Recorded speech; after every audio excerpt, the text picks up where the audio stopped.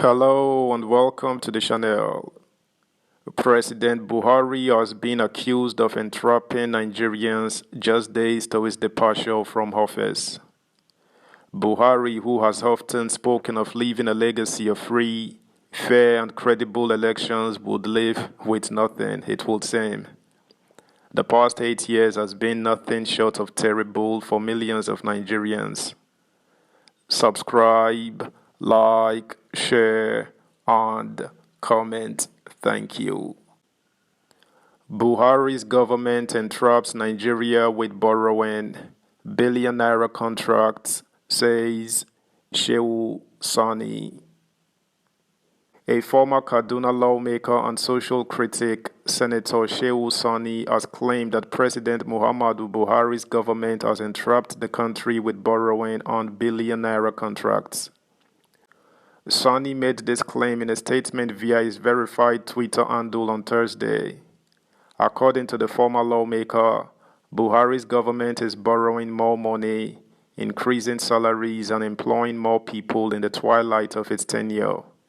He alleged that the government is awarding contracts in billions while contractors are owed, described the borrowing on contracts as traps in the guise of niceties.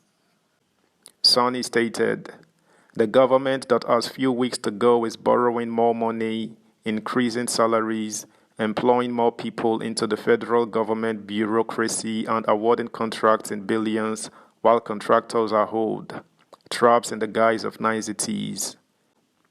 Recall that the tenure of Buhari's administration will come to an end on May 29 to usher in the administration of the president-elect, Asiwaju Bola TINUBU. Shehu Sani also took a jab at Tolu Ogunlesi, one of the aides of President Muhammadu Buhari. Sani, while replying to a Twitter user job posting, had recommended Ogunlesi as a social media aide.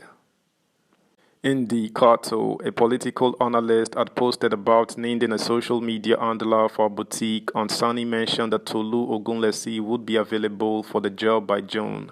She wrote, "I need someone to handle social media for my boutique. You should be able to take good videos and pictures and post regularly."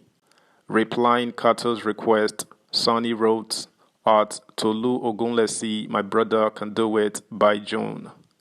Ogunlesi is the special assistant to President Buhari on digital and new media.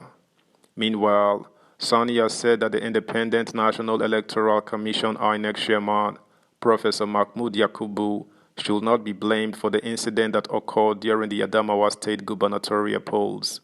Speaking via a Facebook post, the former lawmaker argued that the electoral body chairman should not be blamed as the REC was responsible for shamelessly violating the law. He wrote, "It is unfair to blame Professor Mahmood Yakubu for the unfortunate event that happened in Adamawa State. The REC shamelessly violated the law and prompt action was taken by the national headquarters of INEC." He noted that Professor Mahmood has done a commendable job by rescuing the situation and by extension rescuing our electoral system from brigandage. The next step is to demand the prosecution of the REC and other culprits involved. Let's be fair and objective, he tweeted. In related news, the spokesperson of the All Progressives Congress APC in Ondo State, Steve Otaloro, has denied the claim that he said the president-elect Bola Tinubu will be removed by the court and not be sworn in on May 29, 2023.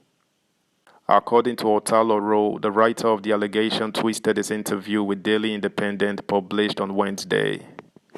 Otaloro, in a statement released on Thursday, said the writer quoted him as saying that Tinubu will not be sworn in and that APC members were already aware. He called on the Department of State Service (DSS) to fish out the writer for interrogation. The statement read, "My attention has been drawn to a rumor making the rounds that in an interview with Daily Independent on Wednesday, that the president-elect Asiwaju Bola Tinubu will not be sworn in. The depth of this lie from the pit of hell circulated by this hired purveyor of evil tidings made me respond to avoid the unsuspecting public falling for this trick. My interview with this reputable national daily remains intact and available for all who may want to verify the claim of the political almajiri who used the platform of a noble profession to perpetrate his enterprise. The interview, entitled "TINUBU's Unprecedented Accomplishments Will Humble Haters," Otaloro, is on page 9. Daily Independent newspapers of Wednesday, April 19, 2023. This interview could be accessed on the website of the National Daily. There was nowhere in the interview I said that the president-elect would not be sworn in as claimed by the fictitious writer. She only wrote what I suspect is the ploy of some group of people she works with despite the efforts of DSS to quell this felonious move. I therefore call on the security agencies in the country, particularly the DSS, to fish out this writer of this fiction entitled "TINUBU might be removed as president-elect and won't be sworn in." We, APC, are already aware, Steve Otaloro, as she definitely in the know of a brewing plan to overturn the swearing-in of the president-elect. It is pertinent that the DSS fetch this person for questioning because the quotation was not in my interview and neither was it implied.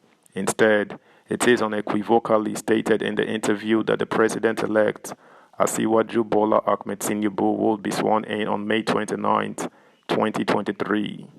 Why the online media twisted the interview even when it was said to be quoting from the Daily Independent left much to be desired. So she will be of assistance to debrief the relevant authorities in further tracking down the brains behind any such evil move. Subscribe, like, share, comment, and please turn the notification bell on. Thank you.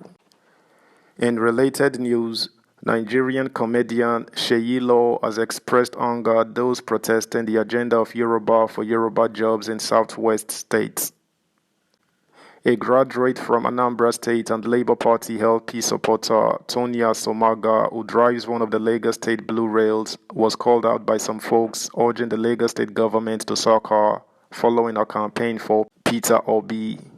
Taking to Twitter, Seyi Law shared a photo of a man posing with a poster that read, "Yoruba jobs for Yoruba people." The group urged companies, government agencies, and businesses to offer 90% employment to Yoruba people. Reacting, the comedian described the trend as absolute madness, saying it didn't support the president-elect, Bola Tinubu, to see such a trend.